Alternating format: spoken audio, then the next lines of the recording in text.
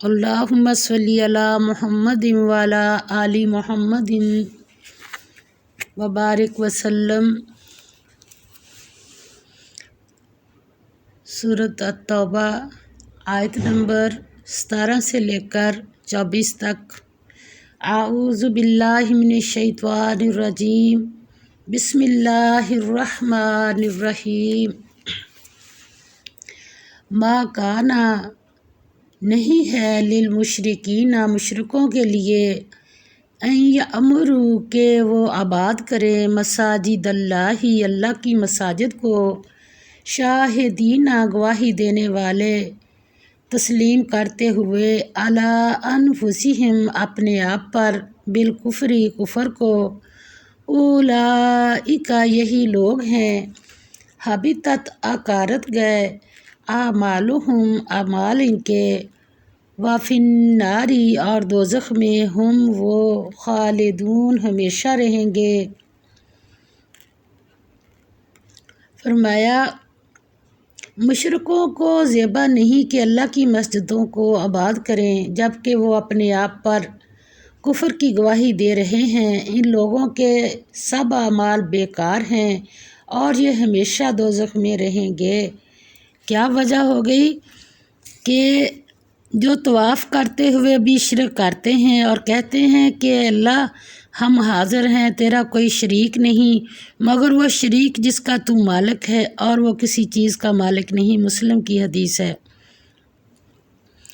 और इन्होंने खाना काबा में कितने बुत बना के रखे हुए थे, तो उन्होंने काबा में 360 बुत रखे हुए थे, हत्ता कि इब्राहीम अलैहिस्सलाम और इस्माईल अलैहिस्सलाम का भी रखा हुआ था, जिनके हाथ में फाल के तीर थमाए हुए थे। फिर बैतुल्लाह में ऐसी फहाशी जारी की थी कि मर्द और औरतें सब नंगे तवाफ़ करते थे, हाथों से तालियां और मुंह से सीटियां बजाते। ऐसे लोग तामीर मसाजिद और ख़ास तौर पर बैतुल्लाह के अहल नहीं और ना ही तवलियत के अहल हैं। अगर इनके कुछ अच्छे अमाल भी हों जैसे हाजियों को पानी पिलाना वगैरह, तो सब भी इसी शिरक की गलाजत की वजह से अकारत हैं।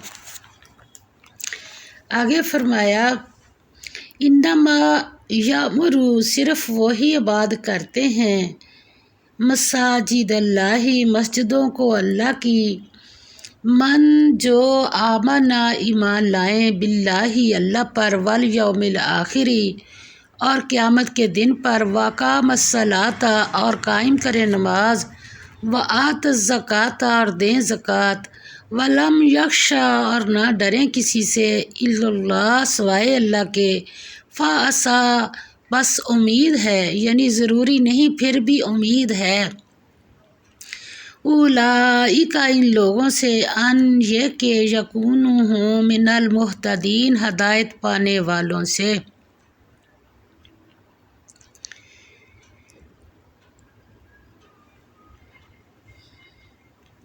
फरमाया अल्लाह की मस्जिदों को तो वो लोग आबाद करते हैं जो अल्लाह पर और रोज़े क़यामत पर ईमान लाते और नमाज पढ़ते और ज़कात देते हैं। ये है ईमान की जो अलामत, नमाज भी पढ़नी है और ज़कात भी देनी है। हम नमाज पढ़ लेते हैं, ज़कात नहीं देते तो भी इस पर पूरा नहीं उतरते, और क्या करते हैं और अल्लाह के सिवा किसी से नहीं डरते। यही लोग उम्मीद है कि हदायत याफ्ता लोगों में दाखिल होंगे। अल्लाह ताला इसकी भी हमें तौफीक दे कि अल्लाह के सिवा किसी से नहीं, अल्लाह के सिवा जब किसी से डरते हैं तो क्या होता है, फिर कई काम जो अल्लाह के हुक्म है उसको तोड़ भी देते हैं सिर्फ़ लोगों के डर से। जो सिर्फ़ अल्लाह से डरेगा तो सारे काम पूरे कर लेगा। तो फरमाया उलाइका यकूनु ये के हों मिनल मुहतदीन हदायत पाने वालों में। अजअल तुम क्या तुमने ठहरा लिया है सिकाया तलहाजी पानी पिलाना हाजियों को व इमारता और आबाद करना अल मस्जिदी مسجد الحرامی حرام کو، کمن اس کے اعمال کی مانند جو آمنا باللہ ایمان لایا اللہ پر، والیوم الآخری اور دن قیامت کے، وجاہد اور جہاد کیا فی سبیل اللہ راہ میں اللہ کی، لا یستوون اور وہ برابر نہیں ہیں، عند اللہ نزدیک اللہ کے، واللہ اور اللہ لا یہدی نہیں ہدایت دیتا، القوم ان لوگوں کو، الظالمین جو ظالم ہیں۔ فرمایا کیا تم نے حاجیوں کو پانی پلانا اور مسجد محترم یعنی خانہ کعبہ کو آباد کرنا اس شخص کے اعمال جیسا خیال کیا ہے جو اللہ اور روز آخرت پر ایمان رکھتا ہے اور اللہ کی راہ میں جہاد کرتا ہے؟ یہ لوگ اللہ کے نزدیک برابر نہیں اور اللہ ظالم لوگوں کو ہدایت نہیں دیتا۔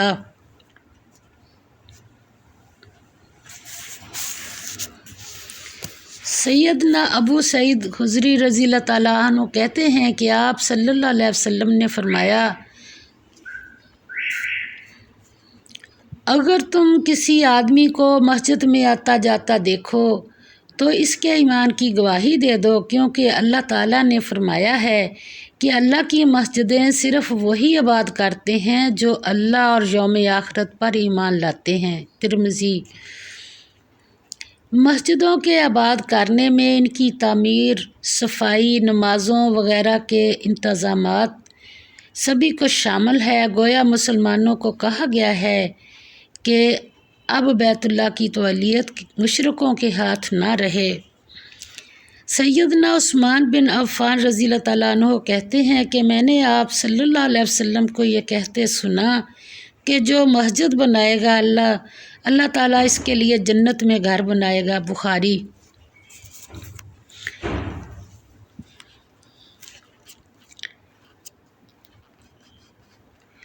آگے فرمایا، الذین جو لوگ آمنوا ایمان لائے، وہاجروا اور ہجرت کی انہوں نے، وجاہدوا اور جہاد کیا، فی سبیل اللہ راہ میں اللہ کی، کس چیز سے؟ باموالہم اپنے مالوں سے، وانفسہم اور جانوں اپنی سے، اعظم بڑے ہیں، درجاتن درجے میں، عند اللہ اللہ کے ہاں، واولئک اور وہی لوگ هم الفائزون وہ مراد کو پہنچنے والے ہیں، یبشرہم خوشخبری دیتا ہے ان کو، ربہم پروردگار ان کا، برحمت رحمت کی، منہ اپنی طرف سے، ورضوان اور خوشنودی کی، وجنات اور بہشتوں کی، لہم ان کے لیے، فیہا ان میں، نعیم نعمتیں ہیں، مقیم دائمی، خالدین رہیں گے، فیہا اس میں، ابداً ہمیشہ، ان اللہ بے شک اللہ، عندہ اس کے ہاں، اجر اجر، عظیم بڑا۔ فرمایا جو لوگ ایمان لائے اور وطن چھوڑ گئے اور اللہ کی راہ میں مال اور جان سے جہاد کرتے رہے، اللہ کے ہاں ان کے درجے بہت بڑے ہیں اور وہی مراد کو پہنچنے والے ہیں۔ ان کا پروردگار ان کو اپنی رحمت کی اور خوشخبری کی اور بہشتوں کی خوشخبری دیتا ہے۔ ان کا پروردگار ان کو اپنی رحمت کی اور خوشنودی کی اور بہشتوں کی خوشخبری دیتا ہے، جن میں ان کے لیے نعمت ہائے جاودانی ہے اور وہ ان میں ابدالآباد رہیں گے۔ کچھ شک نہیں کہ اللہ کے ہاں بڑا صلہ تیار ہے۔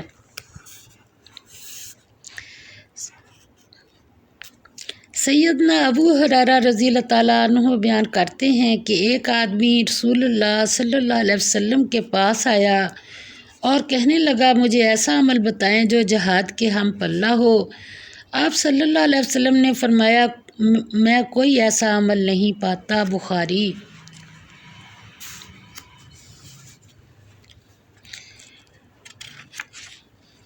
فرمایا یا ایھا الذین، اے وہ لوگو جو آمنو ایمان لائے ہو، لا تتخذوا مت بناؤ، آباءکم اپنے باپ دادا کو، و اخوانکم اور اپنے بھائیوں کو، اولیاء دوست، ان اگر استحبوا وہ پسند کریں، الکفر کفر کو، علی الایمانی ایمان کے مقابلے پر، ومن اور جو یتولہم دوستی رکھے گا ان سے، منکم تم میں سے، فاولئک پس وہی لوگ، ہم الظالمون وہ ہیں ظالم۔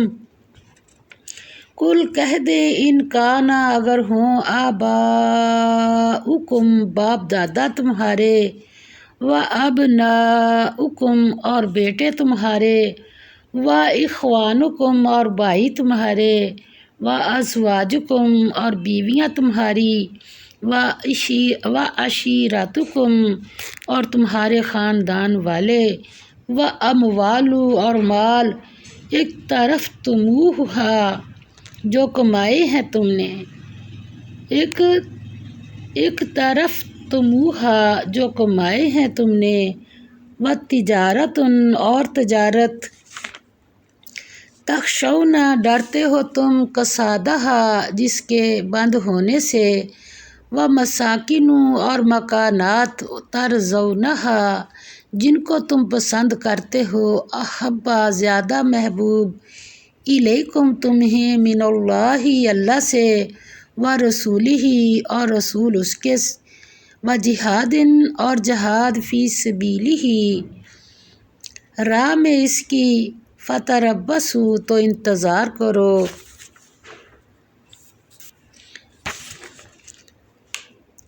حتیٰ یہاں تک کہ، یأتیا لے آئے، اللہ اللہ، بامرہ اپنا حکم، واللہ اور اللہ، لا یہدی نہیں ہدایت دیتا، القوم ان لوگوں کو، الفاسقین جو نافرمان ہیں۔ اگر یہ چیزیں اللہ اور اللہ کے رسول کے مقابلے میں پسند ہیں تو اللہ نے فاسق نام رکھ دیا، نافرمان نام رکھ دیا۔ فرمایا اے اہل ایمان، اگر تمہارے ماں باپ اور بہن بھائی ایمان کے مقابل کفر کو پسند کریں تو ان سے دوستی نہ رکھو، اور جو ان سے دوستی رکھیں گے وہ ظالم ہیں۔ کہہ دو، آگے پھر اللہ تعالیٰ نے اس کو کھول کے بات کو بتا دیا، کہہ دو کہ اگر تمہارے باپ اور بیٹے اور بھائی اور عورتیں اور خاندان کے آدمی اور مال جو تم کماتے ہو، اور تجارت جس کے بند ہونے سے ڈرتے ہو، اور مکانات جن کو پسند کرتے ہو، اللہ اور اس کے رسول سے اور اللہ کی راہ میں جہاد کرنے سے تمہیں زیادہ عزیز ہوں، تو ٹھہرے رہو یہاں تک کہ اللہ اپنا حکم یعنی عذاب بھیجے، اور اللہ نافرمان لوگوں کو ہدایت نہیں دیا کرتا۔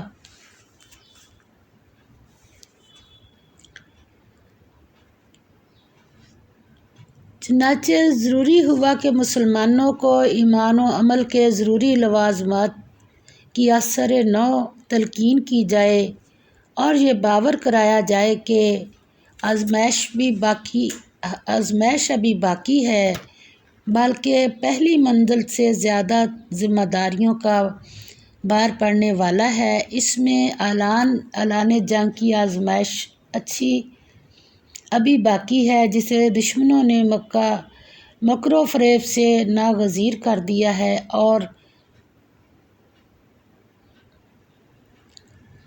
اور خطہ عرب کے لیے امن و امان کا استحکام اس کے بغیر ممکن نہیں۔ اسی لیے آیت نمبر 16 میں اس کی طرف متوجہ کیا گیا ہے، اور مومنوں کی فضیلت یہ بیان ہوئی ہے، اور آیت نمبر 24 میں خاص طور پر متوجہ کیا جا رہا ہے کہ دعویٰ ایمان اور دشمنوں کے ہمراہ موالات ایک دل میں جمع نہیں ہو سکتے، یعنی ایمان بھی ہو اور دشمنوں سے دوستیاں ہوں، ہمدردیاں ہوں، تو یہ ایک دل میں جگہ نہیں ہو سکتے۔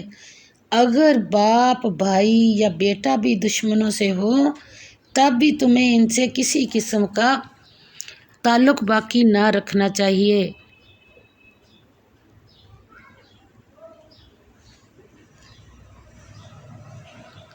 اور مشہور حدیث ہے، نبی پاک صلی اللہ علیہ وسلم نے فرمایا کہ اگر بندہ مومن نہیں ہو سکتا جب تک میں اس کو اس کی جان، اس کی مال، اس کے ماں باپ، اس کے بہن بھائیوں سے زیادہ محبوب نہ ہو جاؤں۔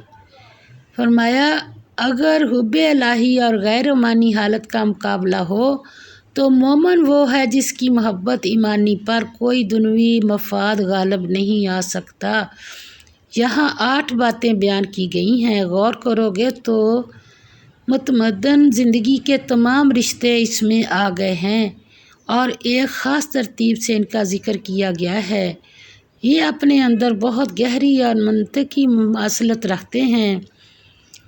انسانی تمدنی زندگی کی محبتوں کے یہ بڑے رشتے ہیں اور یہ اپنی اپنی جگہ ہر ایک کے لیے ضروری اور مطلوب بھی ہیں، لیکن اگر محبت ایمانی اور ان کا مقابلہ ہو جائے تو پھر حقیقی مومن وہ ہے جس پر ان تمام محبتوں کا جادو نہ چل سکے اور وہ مقصد کی طرف یکسو ہو جائے۔ قرآن نے فطرت انسانی کی ان کمزوریوں کی کس طرح نشاندہی کی ہے، یعنی تجارت جس کے مندہ پڑنے کا تمہیں خدشہ لگا رہتا ہے، اپنے نصب العین اور عزائم کی راہ میں جب کبھی قدم اٹھایا جائے گا تو اس وقت ضروری ہے کہ صورتحال میں انقلاب ہو۔ جب انقلاب ہوگا، خواہ جنگ کی صورت ہو یا کوئی اور صورت، تو وقتی طور پر اقتصاد کا نظام ضرور بگڑے گا۔ یہاں جان، مال اور جائیداد کے لیے خطرات پیدا ہوں گے۔ یہی مال و دولت والوں اور دنیا پرستوں کی آزمائش کا وقت ہوتا ہے۔ وہ کہتے ہیں کہ ہمارا کاروبار خراب ہو جائے گا، وہ اس بات سے غافل ہیں کہ فوری طور پر جو قربان ہوگا وہ اس سے بہت کم ہوگا جو استقامت اور راہ حق میں خرچ کرنے کے بعد ان کو ملے گا، یعنی ہمیشہ کی خوشنودی اللہ کی اور جنت، اور ان کو کئی گنا زیادہ فوائد حاصل ہوں گے۔ اس محبت ایمانی کی آزمائش میں صحابہ کرام جس طرح پورے اترے، اس کی شہادت تاریخ نے محفوظ کر لی۔ بلا مبالغہ ہم یہ کہہ سکتے ہیں کہ دنیا کی کسی جماعت یا گروہ نے کسی انسان کے ساتھ اپنے دل و دماغ کی گہرائیوں اور روح کے ساتھ ایسا عشق نہیں کیا ہوگا جیسا کہ صحابہ کرام نے اللہ کے رسول برحق سے راہ حق میں کیا۔ انہوں نے اس راہ میں اپنا سب کچھ قربان کر دیا جو کہ انسان اس زندگی میں بے سر و سامانی کی حالت میں کر سکتا تھا۔ پھر انہوں نے وہ سب کچھ پایا جو کسی گروہ کو فتح و کامرانی کے بعد حاصل ہو سکتا ہے۔ اللہ تعالی ہمیں صحیح پڑھ کر صحیح عمل کی توفیق عطا فرما دے۔ وآخر دعوانا الحمد للہ رب العالمین۔